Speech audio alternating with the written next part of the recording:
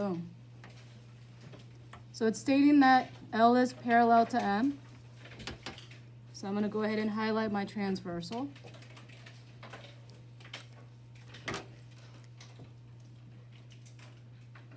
I can feel the sharpness on my thumb. Great. Okay, I know figures are not drawn to scale, but what I can tell you for if two lines are parallel, all the acute angles are congruent to another acute angle, and all the obtuse angle are congruent to the other obtuse angles. But then, if I mix them together, acute plus the obtuse has to be how many? So it must be 180. Is this a plus sign? That's a plus sign. Okay. So I'm going to model the first one. We're looking at angle 4 and 6. So here's my angle 4, here's my angle 6. Are they supplement or congruent to each other? Congruent. So I could say 9x minus 10 is equal to 7x plus 8. And when you solve for x, you should get how many? 9. Very good. But that's not it. It says to find angle 5. So let's see what 5 is. 5 is next to the 4, right? But then angle 2. Isn't angle 2 the same as angle 4? So I'm going to go to angle 4 and plug it in right here. So if I take 9 times 9 minus 10, how many is angle 2? 71. So measurement of angle 2 is equal to 71. So now I can find angle 5. Because angle 2 is congruent to angle 4. And if that is 71, and together must be 180, how many is measurement of angle 5? 109? Very good. And again, figure is not drawn to scale. In case you're like, ooh, it doesn't look like it. All right, B and C with the partner. Go.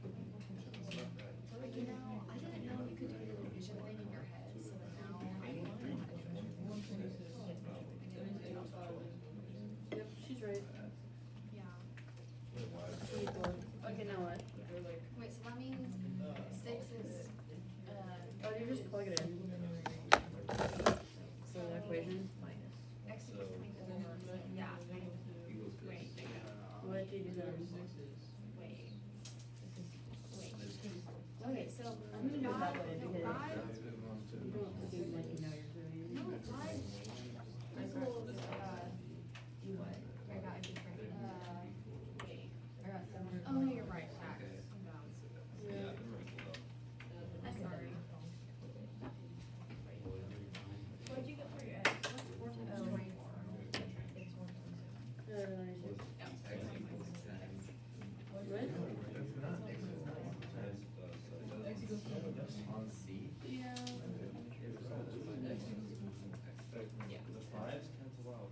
But then what do you do? Well, 2. 46x minus 10. 2, 1.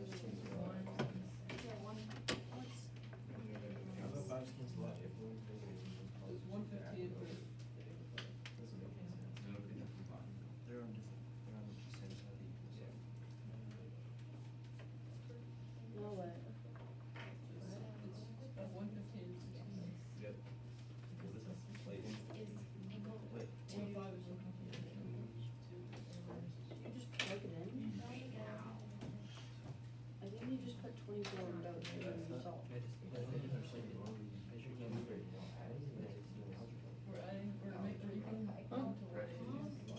I don't know what we're supposed to do now. But I thought measure five was negative six. Explain to me the part two of this, what you do after you get the 24.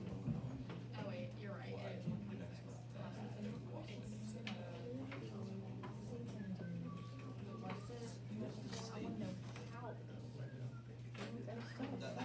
Explain. Okay. Yeah. Okay, so you get the 24. Yeah. So now you need to measure angle 5 and measure angle 2. So if you look at measure angle 5, you realize the measure angle 5 is the same as the Set it. measure angle 3. You add. So first, after you know that, make Angle 1 1, and angle 5, and 4 and 2, yeah, 6 or 7. you get Or 96. C. But you added it. So measure, wait, 4 times 24 is 96 plus 30. Yeah, and then so that will get you 146. So that's the Let me measure. freestyle it next year. And then the measure of angle 2 is, if you think about it, can't you just do 180 minus 196? Yeah, so that's basically it. I got 10. You'll get Or 10 equals it. 80. Okay, if you're good with the answers on the board, go ahead and give your neighbor a high five and say, good job. Oh, Boom. when we didn't get it. All right, let's move on to number 3 and 4 on the back. Oh, well. Put a big star on number 3. And put a big one on number 4. Huh?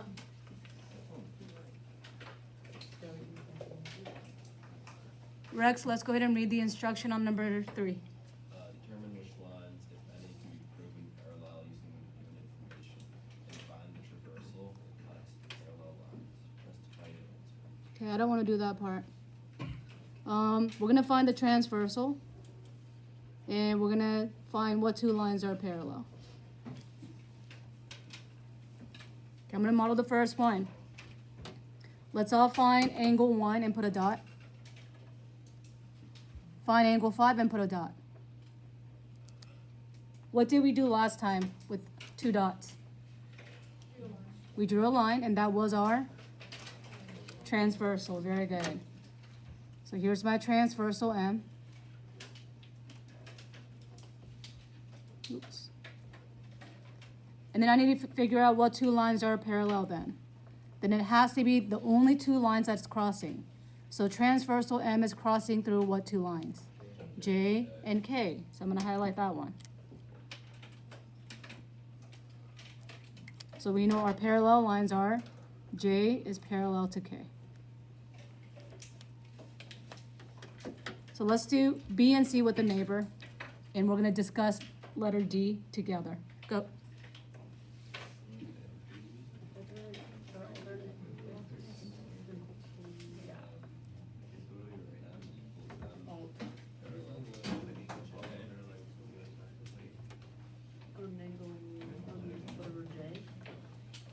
The line.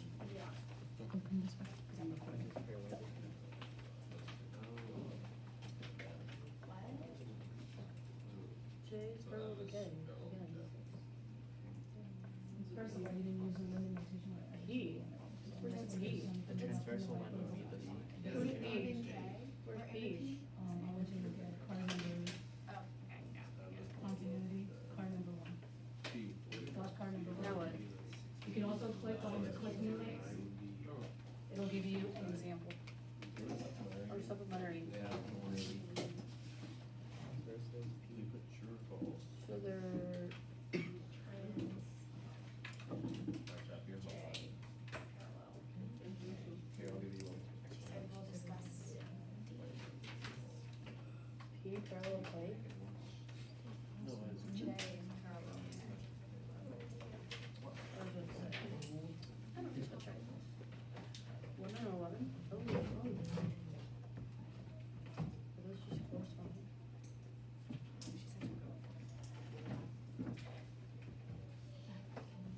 Wait, can't that be transformed? Because they're like chain. Or is that wrong? Okay, let's talk about 1 and 11.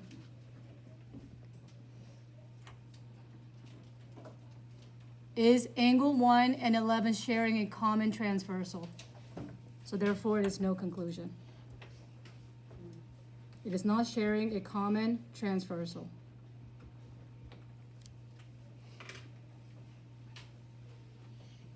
All right. Let's move on to the proof. How many things can I fill in ahead of time? The givens and our final goal, right? Okay. Let's go ahead and put in angle 1 is congruent to angle 11. And that's by the given.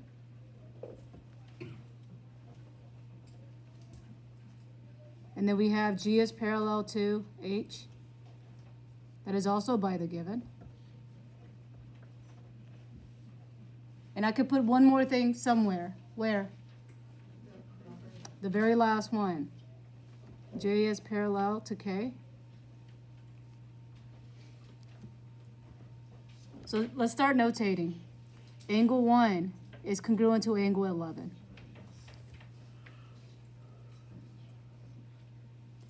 And then it says G is parallel to H. Let's highlight that piece.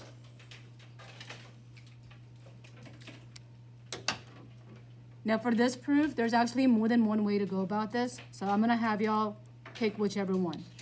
I can either use J as my transversal to start with, or K as my transversal. What do you guys want? J, okay, let's hide this. Let's use J to start with. So if I know these two lines are parallel, I could say angle 1 is congruent to what other piece? 13. Could I also use 15? There's so many ways to go about this. So when I'm grading y'all's test, I have no key for the proof. Okay? So then, do we want to use 13? Okay, 13. So I'm going to say angle 1 is congruent to angle 13. And then I want your curly bracket statement number 2 and 3 because the order is very, very picky. Statement number 2 stated parallelism first, and then number 3 stated congruent to. So I have to say, if something is parallel, then something is congruent to. So here I go. If two lines are parallel,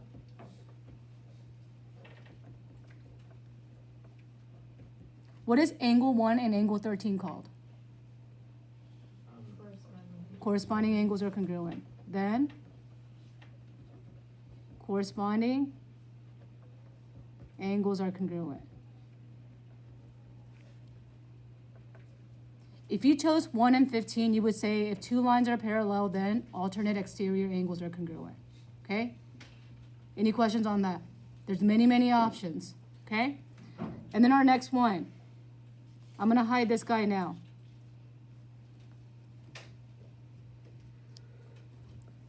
What was the most often used property, if y'all remember? Okay, let's see if that is true. Look at this one, and look at this one. What's repeated? 1. Oh, interesting. So I have 11 is congruent to 13, angle, and that's transitive property of congruence.